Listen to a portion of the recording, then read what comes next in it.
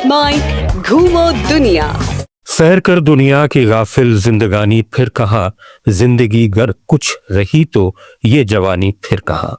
ख्वाजा मीर दर्द के इस शेर के करीब पहुंचने की कुछ तो कोशिश लेट्स माइक ने की ही है, जिसके आप सब गवाह हैं।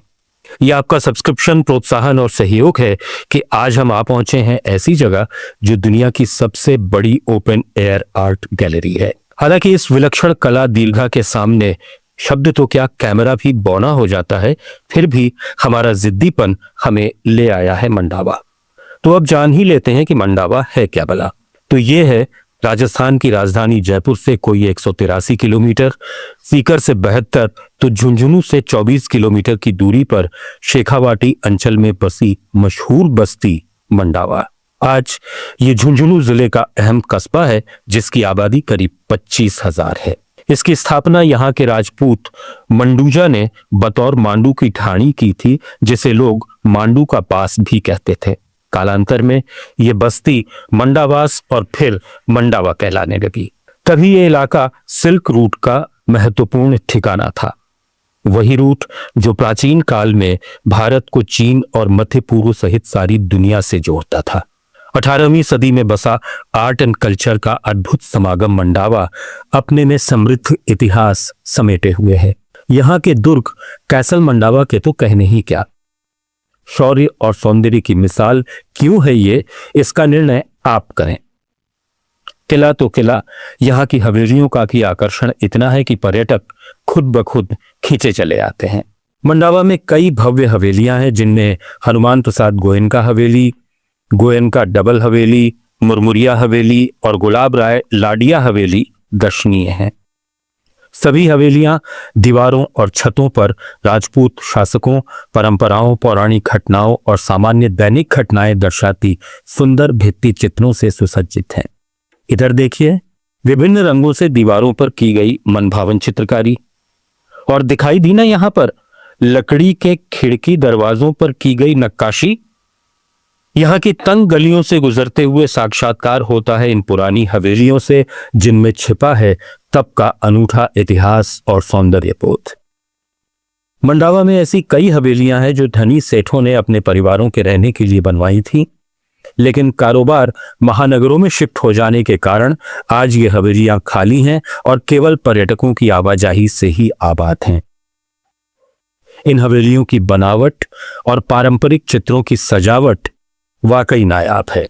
यह हवेलियां अंदर बाहर से भित्ति चित्रों, फ्रेस्को आर्ट और रागमाला पेंटिंग्स से सजी हुई हैं। रागमाला चित्र इस इलाके की लोक कलाओं को भी दर्शाते हैं। इनमें यहाँ के हवेली मालिकों के परिवारों की जीवन शैली झलकती है। हवेलियों में देवी देवताओं की पेंटिंग्स में राजस्थान की पारंपरिक कला भी दिखाई देती है।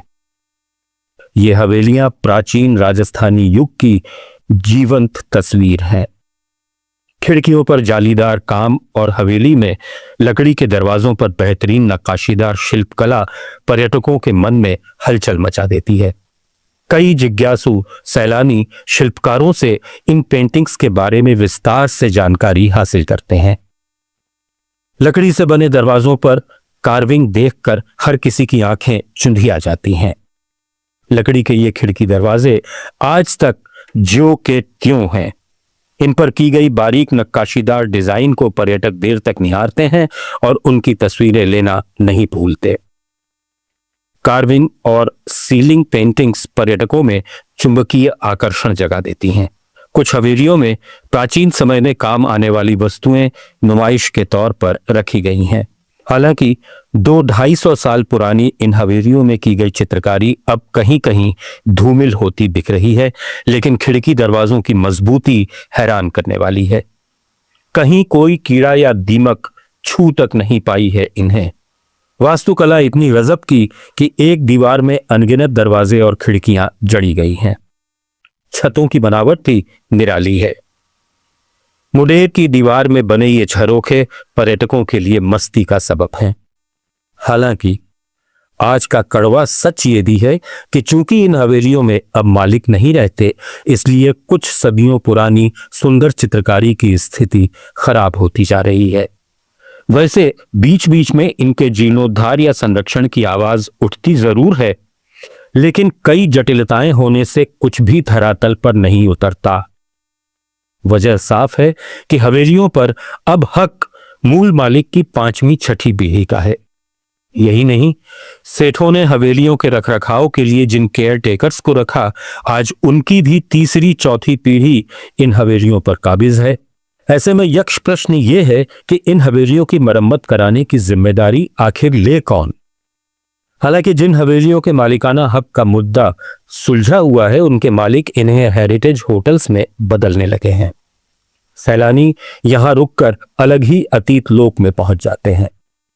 और जिस दुर्ग कैसल मंडावा की बात हमने पहले की थी, आज वो राजस्थान के आकर्षक और मनमोहक पर्यटक स्थल के तौर पर स्थापित है।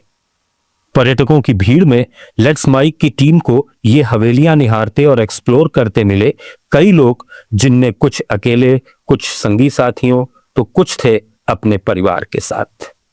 हमने कैद किए वो पल जब यहाँ के टूरिस्ट गाइड सैलानियों को बता रहे थे कि मंडावा की ये गलियां और हवेलियां कई बॉलीवुड फिल्म्स और एल्बम्स में देखी जा सकती हैं। मसलन ये वो जगह है जहां बजरंगी भाईजान और पीके फिल्म के दृश्य फिल्माए गए थे। ये है वो लाडिया कुआं, उसकी मुंडेर और कुएं की मीनारें जो फिल्मों में कैसी नजर आईं, ये सब अब गाइड्स और सैलानियों की मोबाइल गैलरी में सुरक्षित हैं। गाइड्स सभी को यहां शूट किए गए सीन समझा बुझाकर अपने फोन से दिखाते हैं। कभी मशहूर सेठों की ये हवेलियां और शेखावाटी रणबांकुरों का ये किला आज सैलानियों के लिए अजूबा है और उनके लिए नायाब तजुर्बा भी। फिर भी सबसे जरूरी है यहाँ का समग्र रखरखाव और वो इच्छा शक्ति जो बदहाल होती बाकी हवेलियों का गौरव लौटा सके। अब तो समय के साथ साथ यहाँ अच्छा खासा टूरिस्ट मार्केट भी डेवलप हो गया है, जहां लोग यादगार चीजें खरीदते हैं। ऐसे में जरा सोचिए कि चंद संरक्षित हवेलियां जब राजस्व कमा रही हैं, तो सभी या ज्यादातर को उनका मूल स्वरूप लौटाकर आकर्षक बनाया जाए तो यह पर्यटन के लिए कितना बड़ा बूम साबित होगा। तो कैसी लगी आपको मंडावा से ये मुलाकात? हमें लेट्स माइक के कमेंट बॉक्स में जरूर बताइएगा। आप सब लीक से हटकर बनाए गए हमारे कार्यक्रम पसंद करते हैं, इसके लिए आपका दिल से आभार। चैनल लाइक और सब्सक्राइब जरूर करिए और जुड़े रहिए लेट्स माइक के साथ। आप सुन रहे थे let's Mike more than radio. Follow कीजिए हमें हमारे सोशल मीडिया प्लेटफॉर्म्स पर।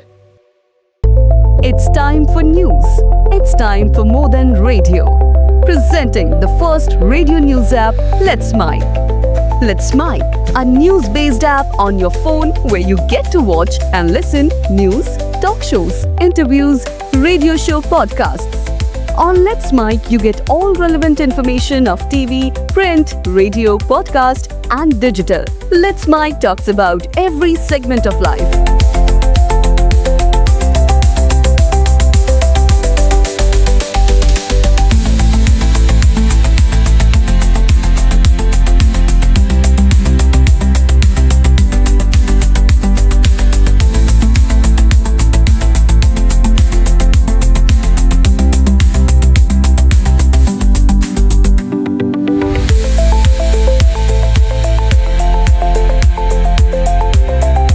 Let's Mike is not just a revolutionary idea. Download the app now from Play Store. Available both on Android and iOS mobile phones.